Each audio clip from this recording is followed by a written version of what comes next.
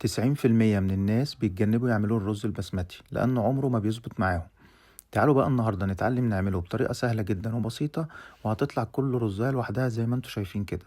هيبقى معايا حلة على النار، هنزل فيها بمعلقة سمنة أو زبدة وشوية زيت، وهنزل ببهارات صحيحة، ورق لوري ولومي وقرفة وحبهان وقرنفل.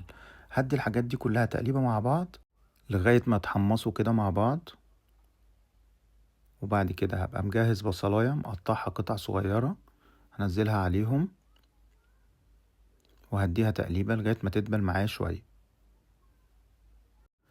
متنسوش يا جماعة تعملوا لايك واشتراك للقناة، قناة لسه جديدة، ويا رب يكون بيعجبكم الوصفات اللي بعملها، بقدمها بطريقة سهلة وفي دقايق صغيرة. فياريت تعملوا لايك للفيديو، عايزين نوصل الفيديو لعدد لايكات كويس.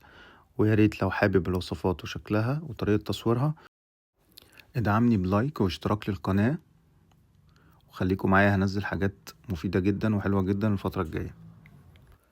وبعد ما دبلت معانا هبقى مجهز جزراية مبشورة، هنزلها عليهم وهديها تقليبة مع البصل ومع البهارات الصحيحة.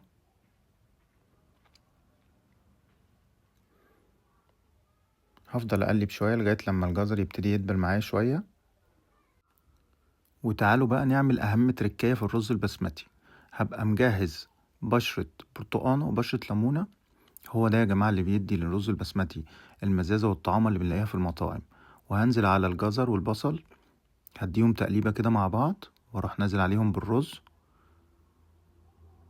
هديله تقليبة مع الحاجات دي علشان ياخد من طعمها.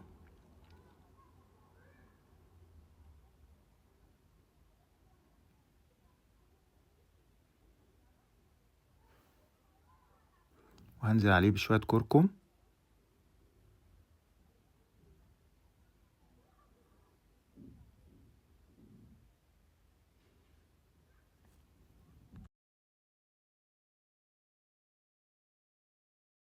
هنفضل نقلب فيه شوية لغاية الرز ما ياخد من لون الكركم وياخد من طعم التوابل والبهارات اللي موجودة.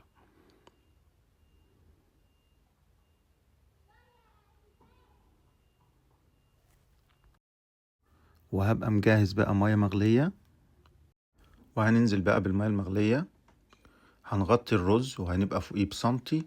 وعلى فكرة المية لو زادت مفيش اي مشكلة خالص، عادي. الرز البسمتي بنهدي النار عليه وبنسيبه يتشرب براحته خالص، بالعكس لما المية بتزيد عليه وبياخد سوا اكتر بيبقى احلى.